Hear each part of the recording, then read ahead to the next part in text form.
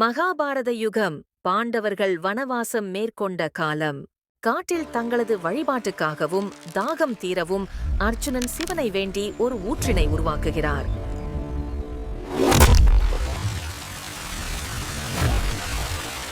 சதுரகிரி மகாலிங்க மலையில் பிறந்த அந்த ஊற்று ஆறாக பெருகி ஓடத் தொடங்கி நதியாகிறது.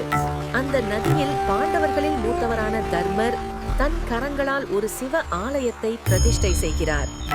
பாண்டவர்கள் அந்த ஆலயத்தை பூஜித்து வழிபட்டு வந்தனர். இந்நாளில் ஆனைக்கூட்டம் என்ற ஸ்தலத்தில் அந்த நதியில் அணை கட்டப்பட்டு அந்த நதிக்கும் அர்ச்சுனா நதி என பெயர் சூட்டப்பட்டது.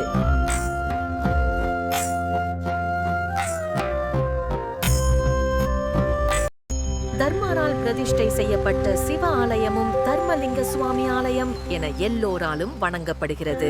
நதியின் நடுவிலிருந்தே சிவன் அருள் பாலிக்கிறார்.